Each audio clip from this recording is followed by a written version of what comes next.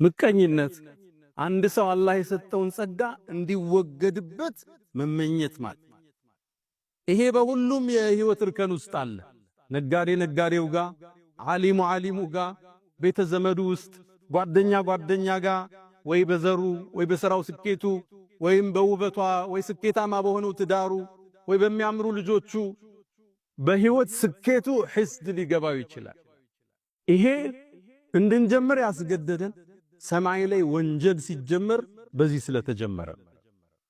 አደምን አላህ ሲፈጥረው አለይሂ ሰላም ገና ተክላ ቁመናውን አቁሞት በጣም በሚያምር ተክለ ቁመና ሲያስተካክለው ተወው አላህ አቁሞ። ሸይጣን መጣ ይላሉ ነብዩ አለይሂ ሰላቱ ወሰላም።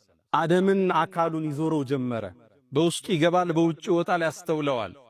አንተ እኮ ለወደፊት በእኔ ላይ ከተሾምክ ጉድ ነው ምሰራህ ይል ነበር ሸይጣን። ታዲያም የውሳኔው ቀን ደረሰ። መላእክት ተሰለፉ። አደም ፊት ለፊት ተቀመጠ። አላህ አዋጅ አለ፣ እኔ አደምን አስተካክየው ሩህ ስነፋበት ፈቃዑ ለሁ ሳጅዲን አላቸው። ሰጋጆች ስትሆኑ ውደቁ አላቸው። አንዱ ብቻ አመፀ፣ ኢብሊስ አመፀ። አላህም ጠየቀው ለምን እንዳልሰገደ። ኸለቅተኒ ሚን ናር ወኸለቅተሁ ሚን ጢን፣ እሱን ከጭቃ እኔን ከሳት ፈጥረ እንዴት ለሱ ሰግዳለሁ አለ። ያኔም ከአላህ እዝነት ተቋረጠ፣ ከአላህም ረሕመት ተበተነ። የመጀመሪያው የሰማዩ ዓለም ላይ የተፈጠረው ወንጀል ሒስድ የወለደው ምቀኝነት የወለደው። ምቀኝነት ታሪኩ ሰፊ ነው። ከሰማይ ነው የሚጀምረው። እሱ የመጀመሪያ ምድር ላይ የተሰራው ወንጀል ምቀኝነት የወለደው ነው። አባታችን አደም አለይሂ ሰላም ምድር ወረደ። ሁለት ልጆች ነበሩት፣ ሃቢል ቃቢል የሚባሉ። ሃቢል አርብቶ አደር ነው። ቃቢል ገበሬ ነው። እሱ ደግሞ አርሶ አደር ነው። አዝርዕቶች ማሳዎች አሉት።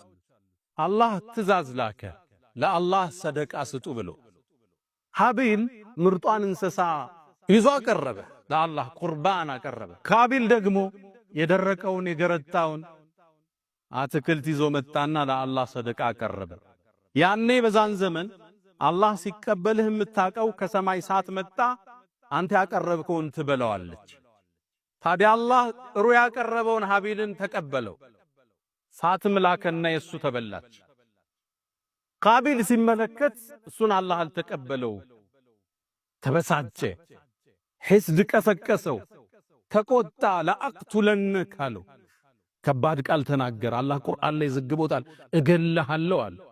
አላህ ነው የተቀበለው። ኢዝ ቀረባ ቁርባናን ፈተቁቢለ ሚን አሐድሂማ፣ አላህ ካንደኛው ተቀበለ። ለምን? ኢነማ የተቀበሉ ላሁ ሚነል ሙተቂን፣ አላህ እሱን ፈርተው ለሱ ጥሩን ነገር ያቀረቡትን ነው አላህ የሚቀበል። እገልሃለሁ አለ። ለምን ነው የምትገለኝ? አላህ እኔን ስለተቀበለኝ ነው። አሁን የምታዩት ልዩነት ይሄ ነው። እነገሌ እዚህ ደረጃ ላይ ደረሱ፣ እነገሌ እንዲህ ውጤታማ ሆኑ። ለአቅቱለነክ እገልሃለሁ አለ። አሁን መግደል ስለማይችል ስም ብቻ ሊያጠፋ ይችላል። እገልሃለሁ አለ። መጨረሻም ወንድም ላይ እጁን ሰነዘረ፣ ፈቀተለህ፣ ወንድሙን ገደለው። የመጀመሪያ ወንድማማች ናቸው ለሰው ልጆች ታሪክ።